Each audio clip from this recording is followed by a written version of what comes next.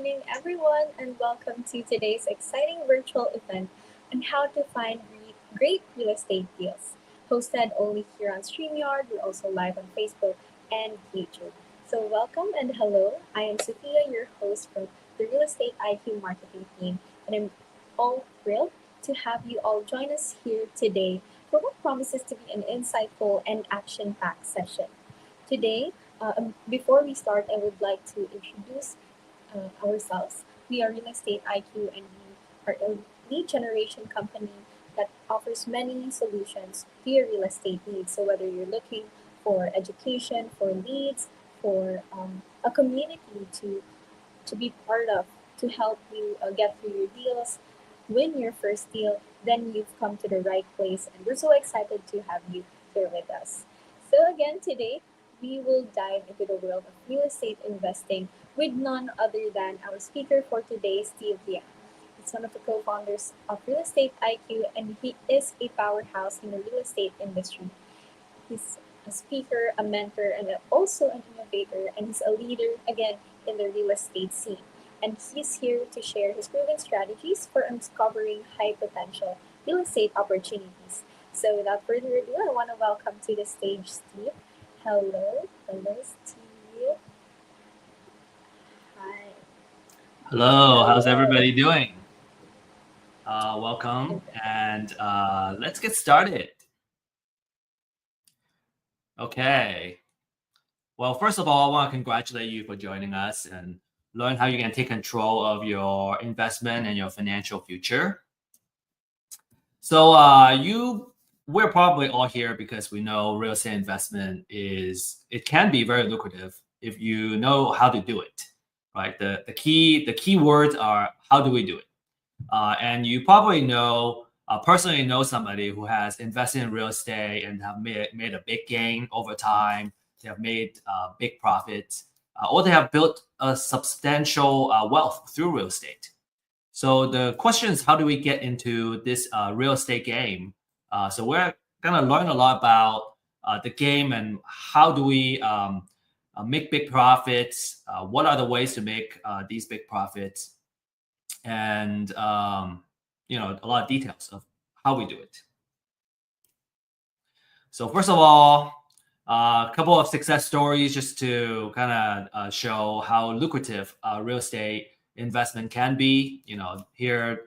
Here we have a success story. I believe it's in Dallas. We're looking at $46,000 of profit. This is in Carrollton, which is, I believe, it's in Dallas County, the part of Carrollton that's in Dallas County.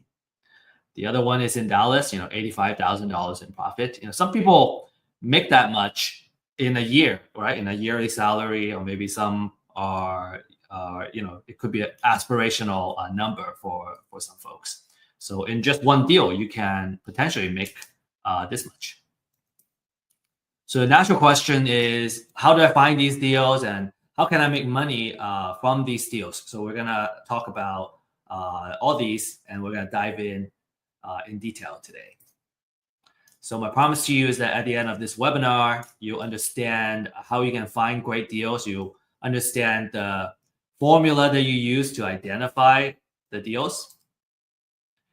From a kind of experience standpoint, if you're a new investor, this is a really good place. You can get knowledge and get it started. Actually, we just had a last module and a couple of questions that we have, which is about, how do I make sure that I'm giving an offer, or am I gonna figure out what is a good deal? So we'll be addressing that. And if you're an experienced investor, you want to know how to generate leads and you want to look for new ways to find deals and generate leads, this would be a really good place too.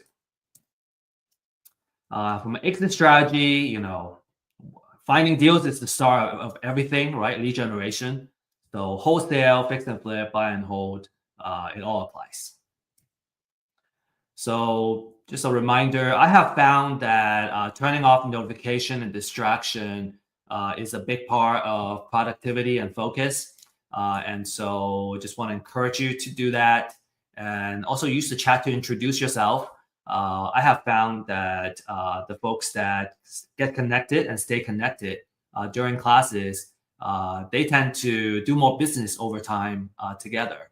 And so make sure you're taking advantage. You're already here. We are spending the time here. So just make the most out of your time in this class. Okay, so make quality connections. So disclaimer, we show this in all our webinars, is that, this is for educational purposes only, right? Make sure you always do your due diligence before making any investment decisions. We don't offer any advice in investment, financial, or legal. All right, a little bit of background. I'm an executive partner of Real Estate IQ, and over the years, I think just through doing and building the business, I would say my strength is probably more in the marketing side and the data side. My background is in science and engineering, and I was always interested in real estate.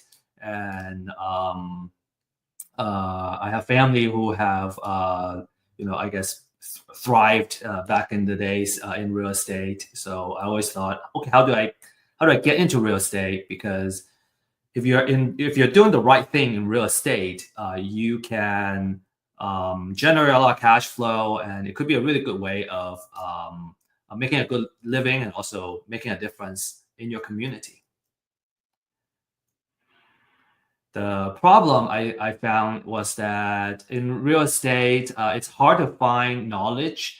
Just in real estate in general, I remember buying my first property as a homestead. I learned a lot from the real estate agent that I was working with. But it's very hard to find that information online or elsewhere. Even to today, it's still difficult, and it's harder for real estate investments. Right? It's a kind of niche place. You got to know where to look for it, and you're in the right place because you found it. I also found that for data and technology, it's hard to do that, find that for real estate investments. It's been getting a little bit better, but I think there's still a way to go. And also, it's hard to find mentors and fellow entrepreneurs to connect with, especially during the COVID time. We were kind of segregated socially, and it was just difficult to connect with people. So that's why we established Real Estate IQ to bring the knowledge, right? Webinars, classes.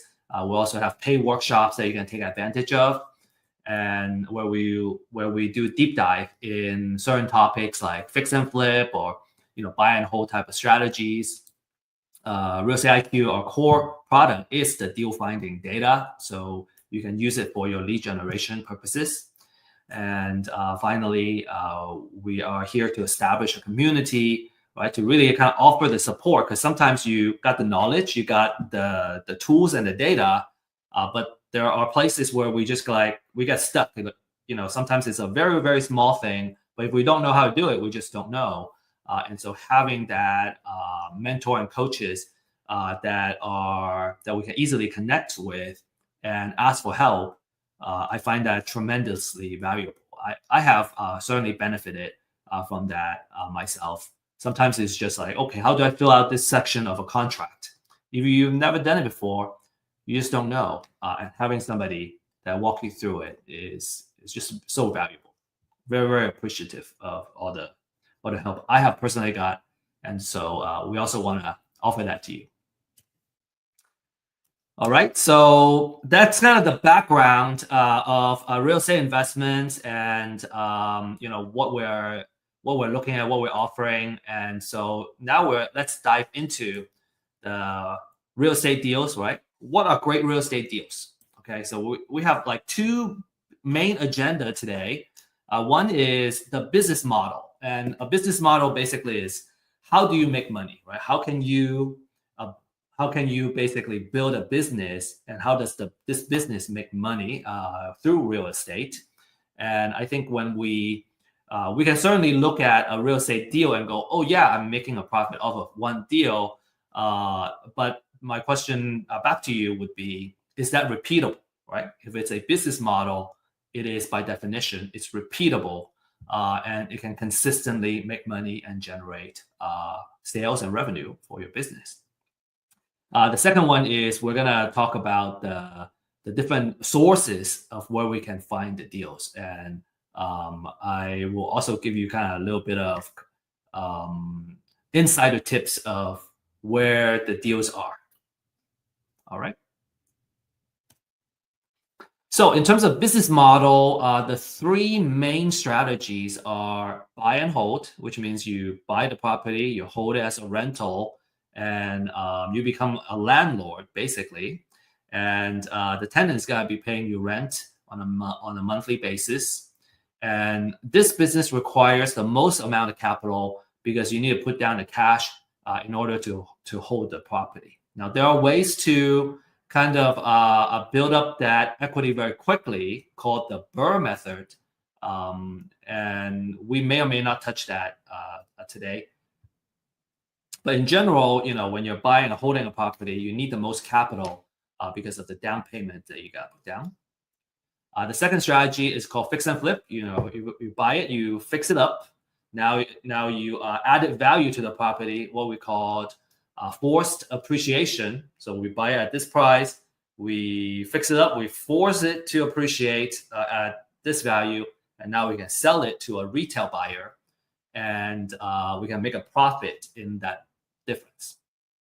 And then the third strategy is a wholesale. It's called wholesaling, which means you find this property and then you can sell it to another investor. And typically the investor would either be looking for a property for buy and hold or fix and flip.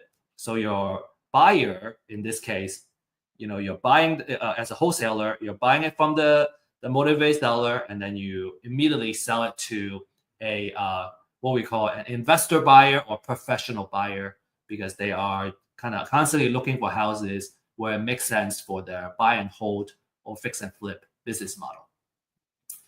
It's very important to talk about this here, is that when you're in the buy and hold business, you are in the landlord business. So you may, let's say you want to do the property management yourself, you would kind of gear towards your business system on looking at tenants, right? Dealing with the tenants, communicating with the tenant, leasing the property, and so on and so forth. You'll be focusing a lot on that. With fix and flip, you would be kind of in the construction business, right? You're buying the property, you're gonna fix it up, right? You're gonna do a lot of things on that property itself to force the appreciation. So let's say you do quite a few of these flips at the same time, you're basically running a construction business. And then finally, in wholesale, well, you are going to be interacting with a lot of motivated sellers. And on the other side, you're going to be interacting with a lot of professional or investor buyers. Well, you're kind of in that marketing and sales business. Okay, so those are kind of the focus that you're going to be in as you kind of decide what business model it is. And some people use a hybrid business model where they focus on two or all three of these strategies in part of their business. And so just want to kind of break that down for you so you are aware. In terms of capital, I already talked about buy and hold needing the most in general, because you need to put the money down. Fix and flip, it's going to require less personal capital if you borrow money from a hard money lender or a private money lender, which is what a lot of fix and flippers do. Now, in order to get funding and financing, the lender usually wants to see that you have some skin in the game. They want to see that you have enough liquidity to at least pay the monthly interest payment for this short-term loan for this fix and flip project. We have had a couple of lenders coming on our platform and really talk about it. I specifically ask about the liquidity type of requirement.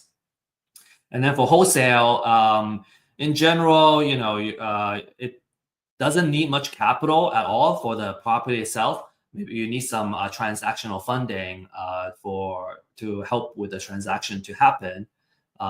You will probably spend most of your money in lead generation and marketing systems. Okay, those can add up, but in general, it requires a lot less personal capital. This is a very popular strategy for folks that are just getting started or they're young. They don't have a lot of cash right now because in wholesaling, you don't need a lot of money to get started. And typically you get 7,000. I've heard an average deal you can make about $10,000 just by finding the property, putting it under contract, and then turning around and selling it to a professional buyer. So now let's look at some numbers. Okay, for buy and hold, a very important rule of thumb is called the 1% rule. And we always use the 1% to calculate the offer price, okay, for single family properties. So the 1% rule basically says that if I buy this property and I can rent it out for 1% of how much I buy on a monthly basis, then it would be a good deal. So it's just a very kind of rudimentary, preliminary rule, general rule of thumb, right? Because when I see a house that's say $150,000, I go, okay, can I rent it out for $1,500 a month? Right? It's a very easy way to kind of run the calculation. Now, in order to make it fit, right, to come up with that offer price that fits a 1% rule, we just need to do a little bit of kind of that manipulation where let's say I can find out what the market rent is, the market rent is, and let's say in this case, it's $2,500 a month, right? So in a big metro area, $2,500 can be very normal, or maybe even on the lower end. In the more rural area, this rent can be a little more than people are used to paying. So it all depends on your local area. So let's say the rent is $2,500. So I multiply that by 100, right? Because I want that 1%. And so now I come up with a number which is 250,000. And now let's say I need to fix up this house, and it's gonna cost $20,000 to put paint, a new carpet, all that stuff in place. Then when we subtract that from the 250, then I would know that my distress offer is $230,000. So in other words, if I kind of go from the bottom to the top, is if I buy at 230, I add the repair cost. So now my entire kind of out of pocket or entire spend is 250,000. So then if I can rent it out for 2,500 a month, then it's a good deal, right? I can cover everything. Now, obviously, if I can buy it at less than 230,000, that's even better. But I want that 1% I want it to meet that 1%, so I'm in a good place. So the next slide, we're going to talk about that 2,500, kind of break it down a little bit to go, okay, this is why we need that 2,500 to be a decent deal. Another thing to kind of to look at here is that I put a wholesale fee here of $0. So for a wholesaler, right? Let's say I'm trying to sell it to a buy and hold investor. Well, I know the investor is gonna offer at most 230. That means if I want to make $10,000 here, then when I buy it directly from the seller, I want to mark it down by another 10,000. So I will offer 220,000 and make my 10K, and then the buy and hold investor will enter at 230 plus the rehab, and then that's how all that math will work out. All right. I think I will have some further examples in there. Okay, so this is just an example. Okay, so for that $2,500 per month, it needs to go somewhere. We are not pocketing where we cannot pocket everything, but it makes sure that we have enough monthly cash flow to make this worthwhile. So in this example, right, let's say the mortgage is $1,200. Right, there's also property taxes, there's insurance, there's HOA and maintenance and all that stuff. So when we subtract everything, then a monthly cash flow is $575 on a monthly basis. So that would be a good example, right? Because we already factor in that 1% rule. Now I have a cool monthly cash flow, just sitting there and kind of making money for me. A couple of things that you want to kind of pay a little more attention to when we go a little bit deeper is that if you hire a property manager, they're going to take some of that cash flow. And then if there's some repairs, maintenance, again, we kind of have this already accounted for here in this calculation. But when we're talking about $500, $600 on a monthly cash flow, that's a pretty good deal. So imagine you have not just one, but 10 of these, right? So if I have 10 of these houses, then I'll be making $5,750 a month, which is about $69,000 a year. If it's 20 houses, it's $138,000. So that's a really good way to kind of make money, letting your properties working for you. Not to mention that your mortgage here, there is a part that pays the interest of the mortgage that's tax deductible, and then there's a part that goes towards the principal, which builds up your equity. So there's also, in addition to kind of that cash flow, there's also kind of additional benefits in the buy and hold. And like I said, you're in the landlord business. You either be working with a property manager or you're going to be property managing yourself, dealing directly with tenants, and you'll be paying a lot of attention about getting the place leased at all times, right? The vacancy can kill your profits. So you want to make sure that you have a good occupancy. You want to make sure the place is leased and constantly producing and generating cash flow. So vacancy and tenant quality are typically the two key things that you want to watch out for, because if you don't, it can eat up your profits. Okay. And I personally have had experience where vacancy takes away, it's like a property sitting vacant for like 5 months, and now for the year you get a loss. Okay, so really kind of pay attention to it. So really stress that buy and hold is a great wealth generator. So if you can find a good deal, you can afford to hold on to it. Many things are working for you to help you build wealth. Number one is the cash flow. We just kind of talk about that. The second one is that you have appreciation, and it can hedge against inflation. You have the natural appreciation, which is the property value naturally goes up. On average, I have heard from a builder that in the United States, since I forgot, maybe like for the past 70 years or something, don't quote me on that. The entire United States, on average, has been appreciating by 3% per year.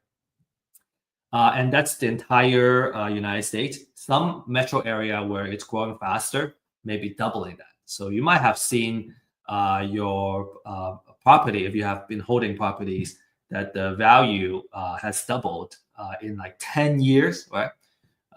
We have that rule of 72 to come with that. If it doubles in 10 years, then you're looking at about like 6%, 7% of yearly appreciation. So that's natural appreciation. I kind of talked about the forced appreciation, which is you're actively like fixing up the property to bring it to the market value. So if you bought it at a good price, you force it to appreciate, and now it's worth more. So that's two things working for you. Natural appreciation, more passive, right? As the market goes up, you go up. Forced appreciation is more active. You fix it up and you bring up the value. You also have tax savings, right? You got depreciation, taxes can be written off.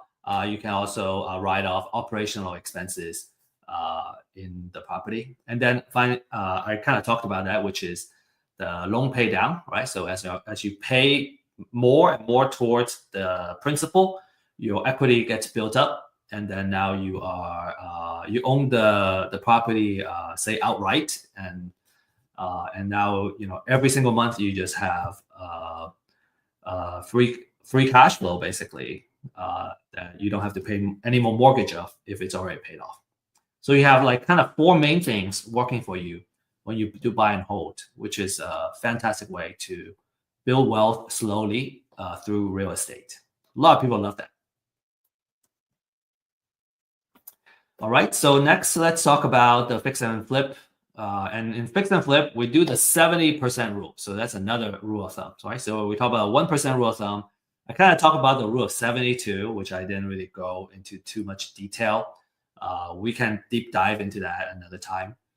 The second main rule is the 70% rule. Okay, so for the 70% rule, you use the 70% rule to calculate the offer price. So what that means is, well, I want to only put in as much as 70% into the property because I need that 30% to pay for all my other costs and still make a profit. That's basically what it is. So if I know what the after repair value, which is the market value after the house is all fixed up, if I know it's $500,000, I take 70% of that, and that would give me 350,000. And let's say in this example, the repair budget is going to cost $70,000. So we subtract all that stuff, and our distress offer would be 280,000.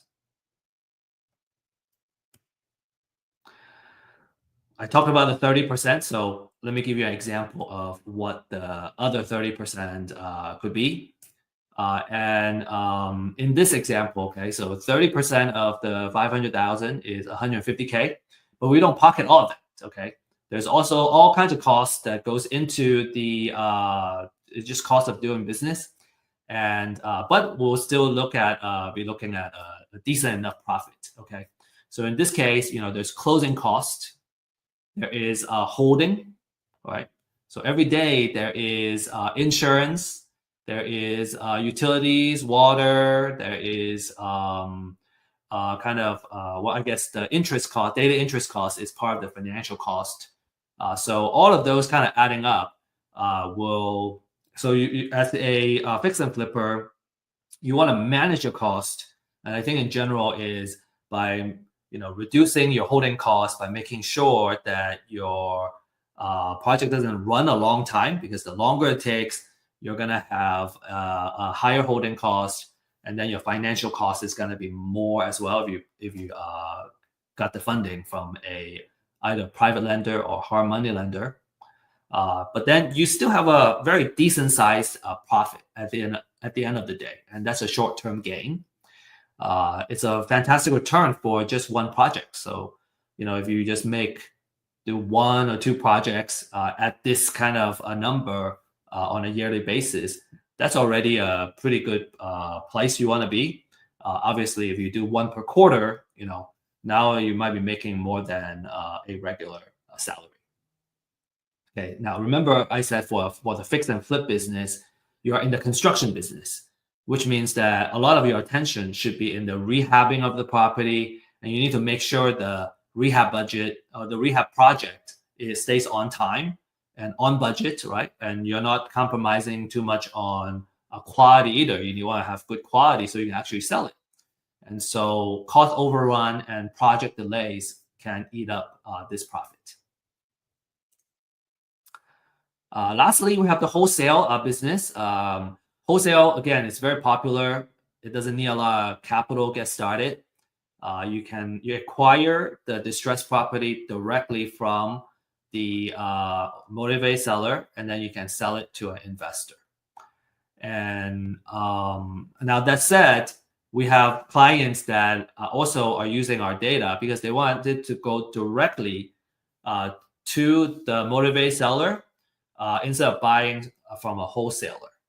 So you just want to be aware that in this case, you're kind of you're saving the wholesale cost to you don't have to pay a wholesaler, but now you're also kind of adding that marketing operations in your business to acquire deals. So you're in the marketing business. If you're a wholesaler, you'll be paying a lot of attention in marketing and acquiring the property. and also disposition, right? Because you gotta know the your client, which is your investor, the investor that's gonna buy your property. And so you're gonna kind of basically you acquire the property from the motivated seller, and then you're gonna match it with the investor that fits in their buy box. This is let's see. A lot of investors start out kind of buying deals from the wholesalers, and then over time, as they gain more experience, they go, well, maybe I can do my own marketing, and I can reduce my cost of acquisition, and they can basically you're acquiring the property directly from the motivated sellers. And it could be a really good strategy if you want to control your deal flow, because now you can manage your pipeline. You can kind of predict how many deals you can get on a regular basis. And you don't have to kind of acquire the deal from somebody else and maybe kind of compete with another investor to buy the deal. You can also kind of pick and choose the best deals to keep for yourself. And then, you can wholesale to, say, another investor. Okay, so just really quickly, kind of the math of as a wholesaler, what you would make. If you recall the example that I had before, the distress offer was 230 if I'm a buy and hold investor. But as a wholesaler, because I want to make that $10,000 fee, I would drop that distress offer a little bit more to kind of make that wholesale fee. And kind of the value that I bring to the market in this case would be finding the deal, putting it under contract, and then the buy and hold investor can still make their profit, so everybody wins. And then on the other case, for selling it to a fix and flip investor, I can mark a wholesale fee. In this case, I put $20K in here, and it's really about what the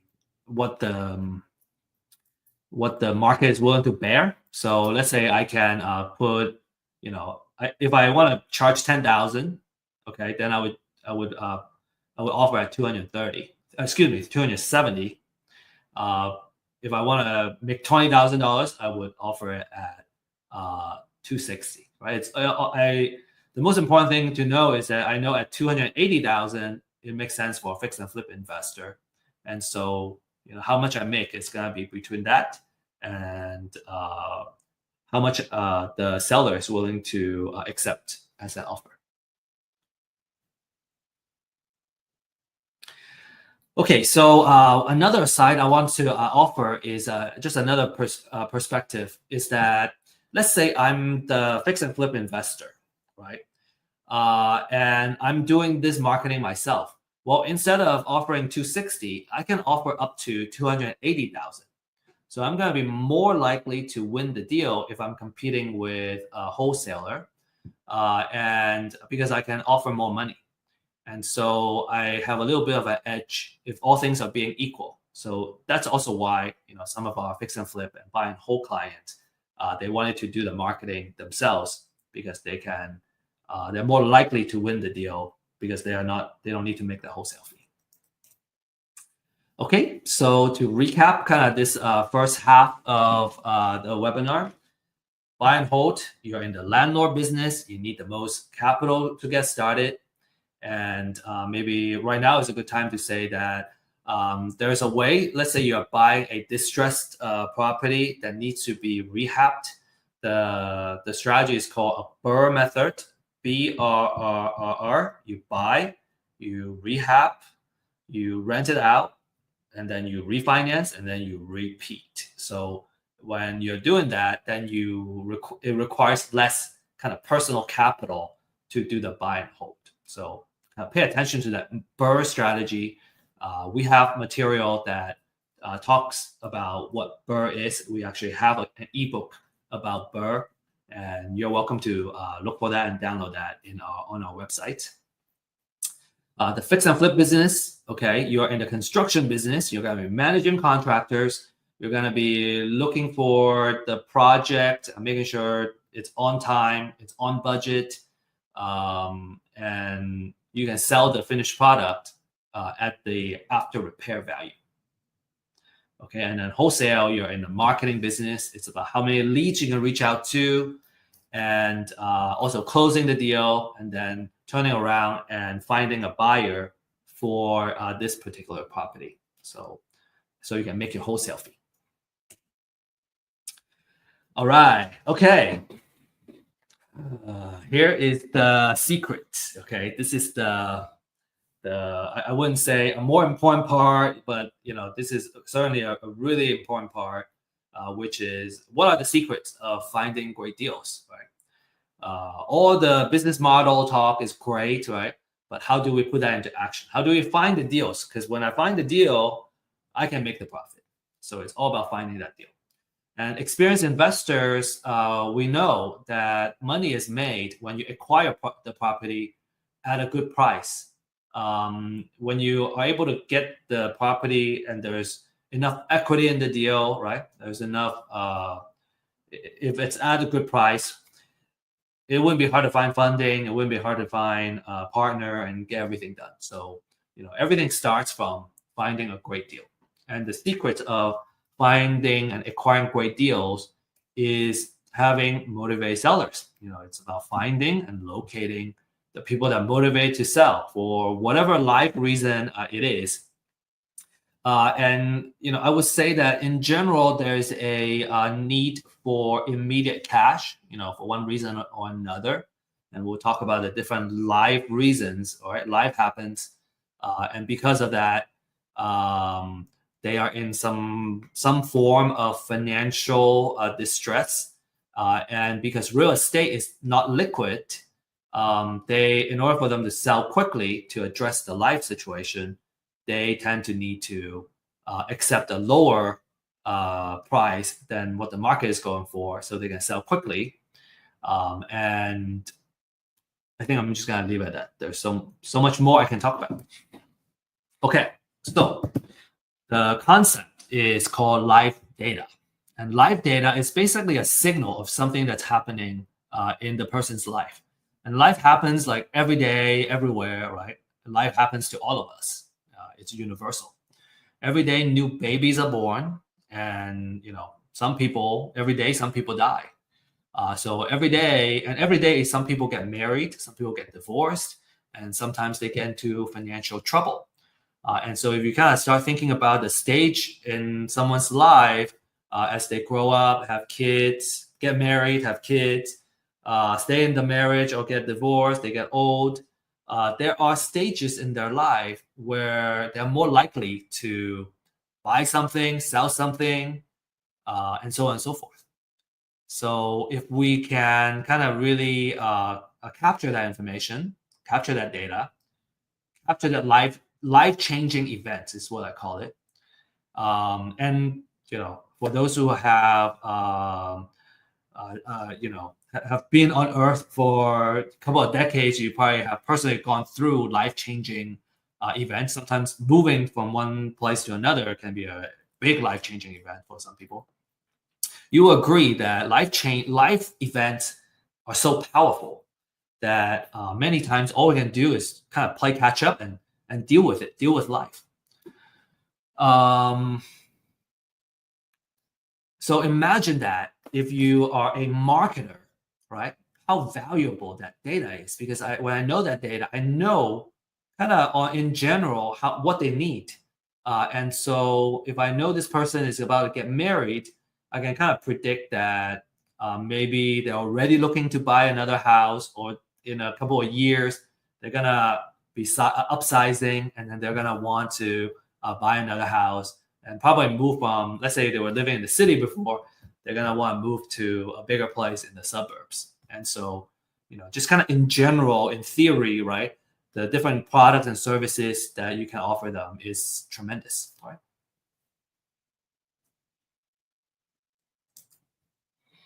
So to find motivated seller, we want to get our hands on some aspects of their live data that tells us that, hey, they want to sell. So first of all, they should be owning real estate, right? And then there should be some kind of financial distress or motivation to sell.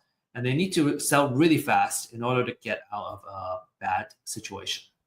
And we'll talk about the different motivations shortly. And that's actually the next slide. Okay, so we'll talk about the different motivation, and I call it the different sources of motivated seller. Okay, so the different type of live data that matters in real estate and for real estate investors.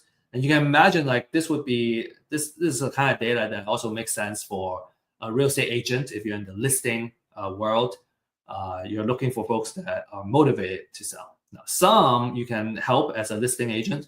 Some are a little bit harder to help. Say it's like a foreclosure and they get foreclosed very quickly. It's much harder to sell, truthfully in the MLS market because they just need to sell quickly. Okay, so the first one is the pre-foreclosure. Okay, because their house is about to get foreclosed. They're about to lose their house in an upcoming foreclosure. And it could be next month, it could be a month from now, and all that. We want to know what the auction date is on the property. A lot of investors, they love this list. It's actually one of our kind of most popular lists because these motivated sellers, they're in a desperate situation where they need to sell really fast. So for pre-foreclosure, you're reaching them because before their house hits the auction, and you can directly negotiate with the buyer. Let's see. So a couple of experience I can share is we had a candid REI kind of joining us and sharing how they market to the foreclosure pre-foreclosure list, and their approach, which I find is much better too, is that obviously you can just approach them and go, hey, you want to sell your house. And you may get a lot of bad words and hostility thrown back at you because, in a normal circumstance, who would want to sell their homestead, right? Some people want to, and then they welcome that conversation. Some people may not want to. And I have found what has been useful has been that if we position ourselves as their advocate, we can position us as, because most people don't want to go through the foreclosure. They want to stop the foreclosure. And so a really good approach that I found useful is to create the mindset, right? First of all, having the mindset and also having marketing material that helps them stop their foreclosure. And be a resource for them. Kind of go through the different ways that they can potentially stop their foreclosure, build that trust. And maybe there are times where you go through that and they don't need to go through the foreclosure anymore. For example, just last month, we had a tax foreclosure prospect, and I was able to reach out and reach him kind of on a Thursday. No, it was a Friday right before the auction. The auction is going to happen the next Tuesday. And they needed to figure something out. Otherwise, the house is going to go into foreclosure. And he says, you may hear this a lot. They go, I'm waiting to hear back from my attorney, or I'm waiting to hear back from the court or something. Well, on that Friday, you only have one more business day, which is Monday. And then the next one is that auction Tuesday. So they don't have a lot of time. We were able to connect them with somebody that, with an attorney that ended up helping them pause that foreclosure and kind of solve that problem so they don't have to sell their house. And, we didn't gain anything from that lead. But the good thing is we were able to help them. When you're in business, you just gotta be willing to kind of pay forward. And if we do enough, if we add enough value to the market, sometimes we win something, sometimes we may not win it right away, but there are times that it will come back. So, and a lot of our kind of experienced investors, we like to kind of embrace that mindset because I think it just feels good to help folks that are in need to kind of solve their problem. And there's always a percentage where they kind of get to a point where they go, okay, I have gone through everything. There's no other option. I have to sell to someone. And if we have been just so valuable and we are able to build that trust, we're gonna kind of be that person to acquire that property. And I really prefer to be in that position than trying to take advantage of someone else's situation. Okay. From a pricing standpoint, these lists are not cheap. They're about $80, $90 per county. So to cover a metro area, you may need I put $200 to $300, sometimes maybe even upwards of more than $300 on a monthly basis. And you don't have to mine this information, right? This is kind of public information, to be honest. But you don't need to spend all that time to find the information and do the research that you need. $200 to $300 is actually a really good price to get into this. So for Real Estate IQ, we have a disruptive pricing that we'll be sharing kind of at the end of this webinar, just to make sure that we are offering really, really awesome data to help you get started and find success in the real estate investment game. All right, the next one is called the appointment of substitute trustee. And what this is that a lot of savvy investors, they like to reach out to the property owner before they hit the foreclosure list. And when we look at the foreclosure process, what happens is when a lender wants to start the foreclosure process, a national lender will typically name a local trustee before filing for foreclosure, before filing for that foreclosure paperwork. So the appointment of substitute trustee is de facto a signal that the house is going to go into foreclosure. So that's why we call it a pre-foreclosure. By targeting these homeowners, what you do is you get more time to market to them and build trust. And it could potentially give you a leg up over your competition. You could be the first person that reaches out to somebody that is going to eventually go into foreclosure. We have a very popular class. It's called The Secret of Building an Endless Deal Flow, that focuses on how to put together a marketing campaign and building a consistent pipeline for deals. And if you're interested in kind of, building, learning more about marketing and nurturing leads and all that, which is, very fitting to this type of leads, I would highly recommend that class. Okay, next we have probate. So heirship and guardians are all kind of related to this category. So what happens is if someone owns real estate property and they pass away, and they will end up leaving the property to their heirs. And if there is a will in place, it will go into probate. If there's no will in place, it will go into an affidavit of heirship.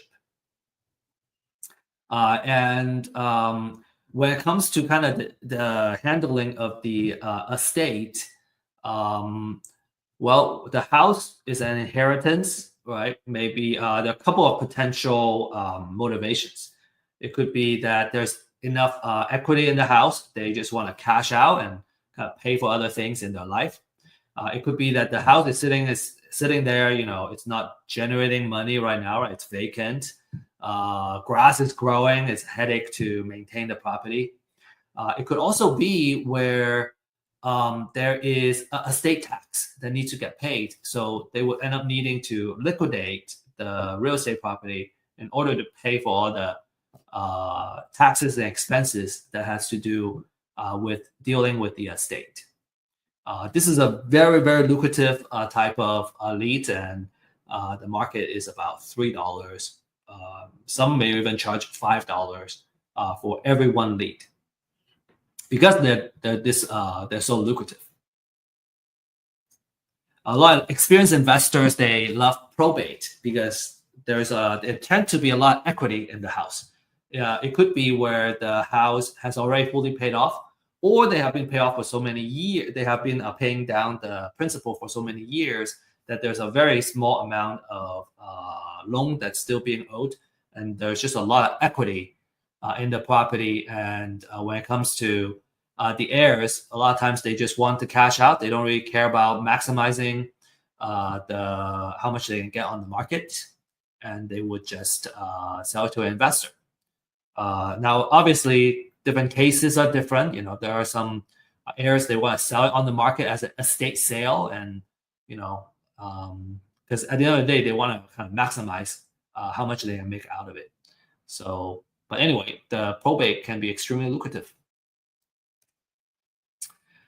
Another very popular one is evictions. So, if a landlord needs to evict a tenant, it usually has already caused a lot of financial a loss for the landlord. The tenant may have ripped the house apart before they get evicted.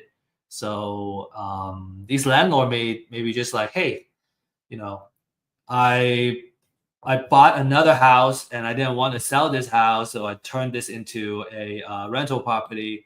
But I didn't know how much work it takes to be a good landlord, and I'm just tired of dealing with this loss. I know of a lot of professionals, say they're in accounting or they're CPAs. They just don't love being a landlord, and so they just want to exit, and that's also a very good motivation to purchase the property from them. And another potential scenario is it's a landlord that has a portfolio. This is a professional landlord, and they just want to cash out and then retire. And that's also a really good opportunity for you. Another one is divorce. They need to get cash out. There could be pending lawsuits. There could be something that forces them to one of the party to sell the property. Maybe they just need to sell it and kind of split up, and so they're also very motivated to sell. There could be some bitterness and hostile situation where they're not looking for a fair compensation, but maybe there are emotions where they just don't want good things to happen to the other party. Like there are bad divorce situations, and so those could be opportunities for investors too. All right. There are, some additional motivations. They're not as strong, and you don't have like a super desperate seller like the previous ones. Right. Foreclosure is like the most desperate, most motivated type of situation. So if you see delinquent taxes, that's a property tax situation, and so that's usually a signal that they are in financial hardship at the very least. And then obviously, if you're in a tax foreclosure side, they're going to foreclosure. They owe property taxes, and now they're going to foreclosure. That's also a very motivating situation. And then you have kind of some other signals. You have a tall grass code, right? If you don't maintain your grass and your lawn and the grass grows really tall, well, the city may come and write you up, and then now you have a tall grass code violation. Maybe there's an exposed roof, bad roof, place is unsafe. Maybe nobody lives there. And so those also, it's either that they cannot keep up with the property or it's a vacant property. And so these code violations are also very good distress signals. Okay, last but not least, there are also more signals, but like these are kind of the major ones. The last categories I will share with you is the liens. So if you owe Uncle Sam money, right? If you have an IRS lien or a mechanics lien, is usually kind of placed when there's a contractor or subcontractor. They place a lien on the property itself. They didn't get paid, or there's a big hospital bill and the hospital puts the lien on the property. So all those are kind of the liens that gets put on the property, which is also a signal for a stressful situation. So this is where kind of we talk about, okay, we can if they're not super distressed, maybe we can use a nurturing campaign to build trust and see how we can help and purchase their property. And also another technique that savvy investors do is they do what's called list stacking. So they got all of these couple of lists, and then they go, okay, which property or owner is on multiple lists? Because if they have multiple situation, a distress situation, then they're more likely to want to sell. They have more reasons.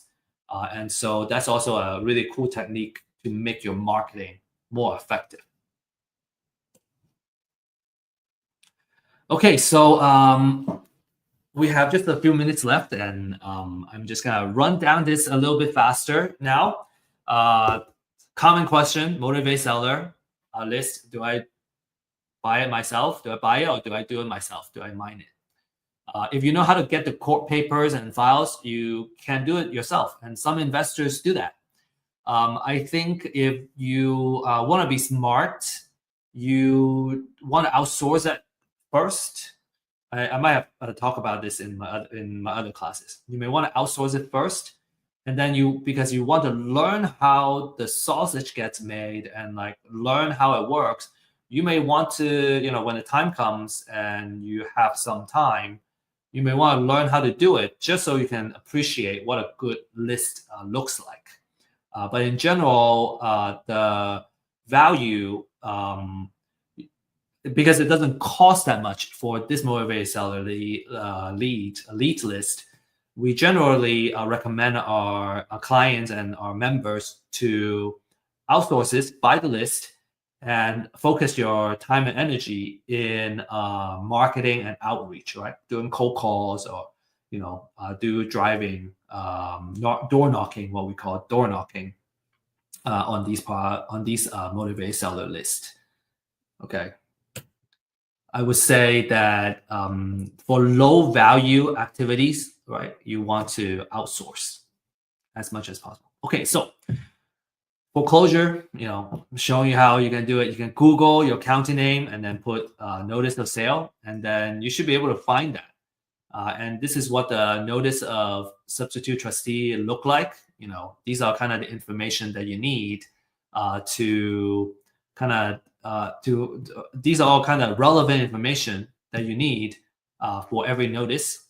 So this is another example. So different notice have different formats. Okay, so the most important thing is the address, the owner, and the trustee information. And then what you want to do is you want to research the property information, how much you can assess it. And then you would need to go to the deed of trust and find the loan information. So it does take quite a bit of time to find that information for every single property. And these are the key information you want, the address, bedroom, bathroom, all that stuff. And on the right side, you have the financial information, the equity percentage, how much loan, what kind of loan it is. All those are like kind of the data that you want before you start working on the information. I'm gonna skip due to our time. Takes about 15 to 20 minutes of research per record, and so we're talking about thousands of records. All right, so it's much easier to focus on our outreach effort. Is kind of our point. So the quality of the list is very important. You want to pay attention to the update frequency, how fresh it is, the extent of research, because you need that information to make further decisions. And then, if you're going to outsource it, the training of the staff and researchers are also very important. So again, the key element of the quality lead list is very important. So I guess kind of the conclusion here is, yes, you can do it yourself, but there are things that are just not worth it. So especially when they're readily available, it's much easier to outsource that and focus your energy in the marketing and the outreach.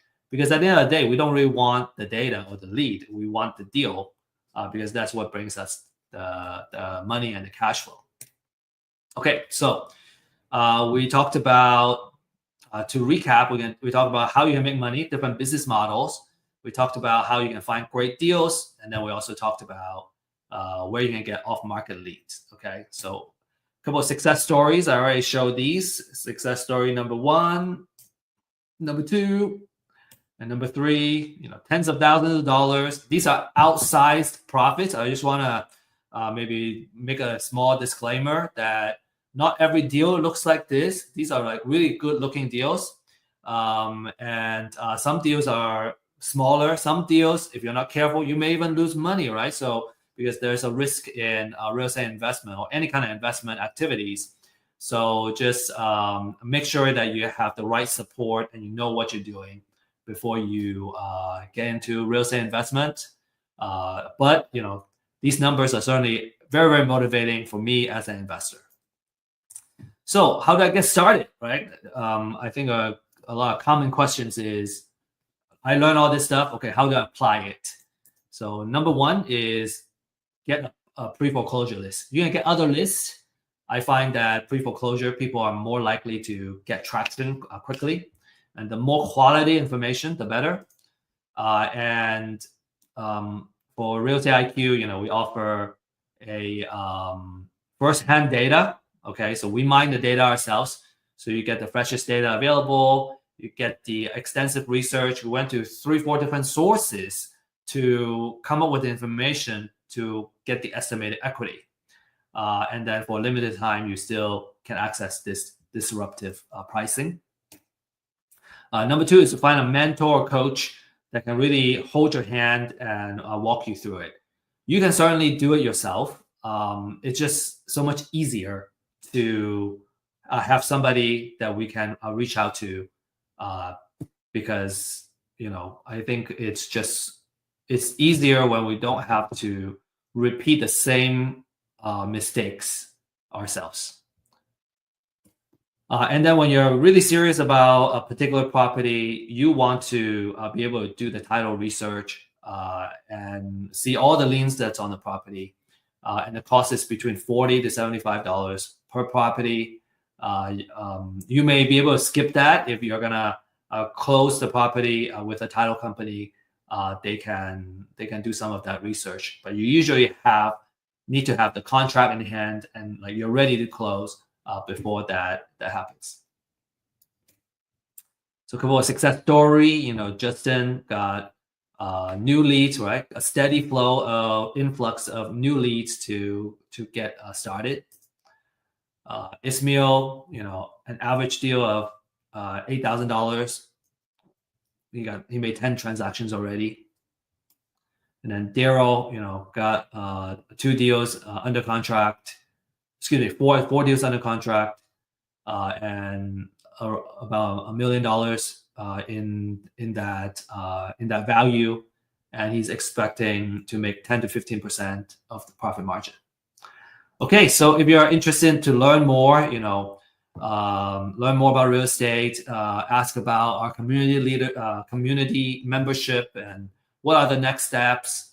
We're here to guide you.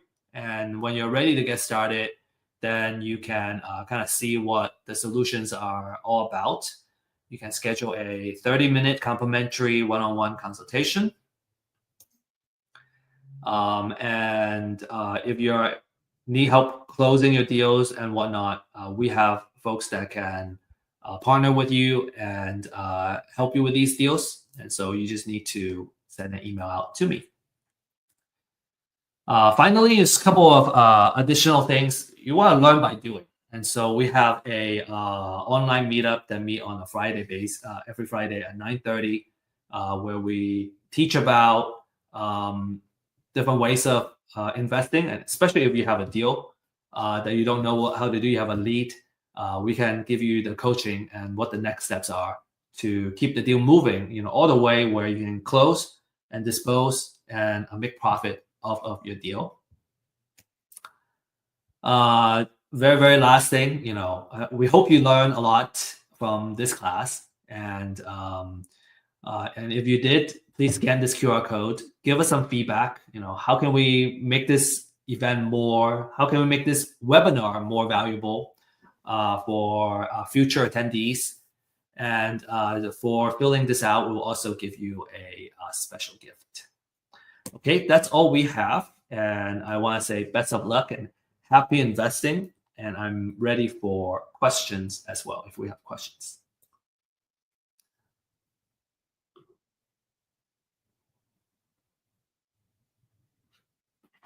All right. We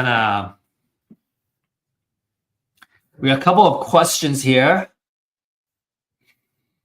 Okay. Some recommendation ask. Tracy is asking, can you repeat again what we can do as an investor? I have low capital, just starting. I would say wholesaling, it would be a good way to get started. It doesn't require a lot of capital.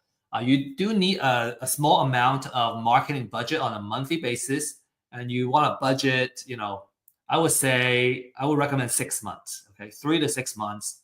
So let's say you have $500 every month to kind of invest into this, right, to build your marketing, and you also need your time, right? I would try to say try to be consistent on a daily basis, because having a habit is very important when it comes to getting something done, getting something happen, and having consistent operations. And so kind of have that in place. So for 6 months, you're just obsessed and focused on creating value and getting your deal. So that would be my recommendation. Really good questions. Okay. Maya, can you explain the fix and flip idea a little more?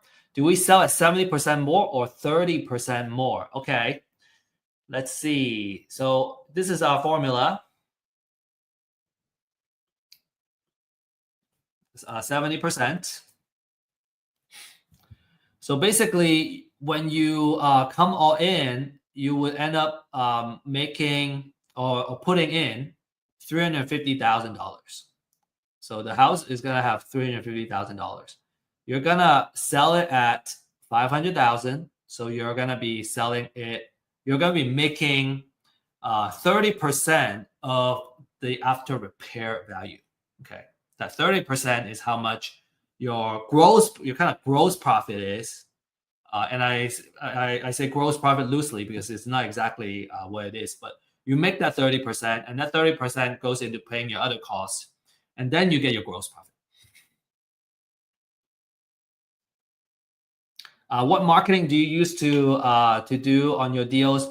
We are using cold call. So basically, what we do is we sign up for the premium plan that has phone numbers, and also comes with email addresses. So that helps us do the outreach of phone calls and also emails. Some people use mass texting as an outreach. I have also used Facebook ads, and those help. Okay, Craig asking, does forced appreciation still work even though the community is not attractive for investors? Does forced appreciation still work? If the community is not attractive to investors, I think that's pretty broad comments, Craig. I would say if it's not attractive if the community is not attractive, is it one investor? Or do you talk to 100 investors and they all say no? Because if that's a no, that would probably mean nobody wants to live there, and the market value is not worth it, right? There's no market value. Usually, your after repair value is based on what houses are selling for in that area, and that's a very it should be an updated market data. And so when that happens, then you have the market value, and then I would say forced appreciation should work. If it's a good deal, an investor should find it attractive. Okay, there's a question about distress offer. Okay, so what's a distress offer? It would when we say distress offer, there's another term called maximum allowable offer. and it's basically the same thing. It's how much we offer to the owner who are distressed, right? Because if they really want to sell at top of the market, they can fix it up themselves. They can sell it in this case at $500,000, but they don't have the cash to fix it up, right? And they're distressed. They need to sell fast, and so that's what we mean by a distressed offer. All right. Okay. So I hope y'all learn a lot. And again, appreciate your questions and you joining us. We do have another event coming up, and that's next Thursday, same time. We have a different format. It's called Ask Me Anything. We have AJ Page joining us, and AJ is a very successful wholesaler. He's from California. I think he hasn't spoken on our platform yet. And so really excited to have him here. He has done a lot of deals in and all kinds of kind of investment strategy. So come prepared if you have questions about creative offers, title, any kind of deal related questions, how to close deals, what are the best software tools to use for your wholesale business. What are the best lead gen techniques? AJ and we have been kind of talking, and we have exchanged a lot of ideas. And he has given me a lot of tips too on what he's been doing. So I hope you're gonna learn a lot from him next week. Okay, so it's gonna be at 11 a.m. Central Time, basically same time next Thursday, and that's all we got. So appreciate you guys and have a great rest of the day and have a good weekend. We'll see you next week. And remember, if you're really interested in the deal side, tomorrow at 9:30 a.m. Central Time, we have our MAP online meetup. So we can talk about the actual deals and how do we deal with the deals. Okay. All right. Have a great day.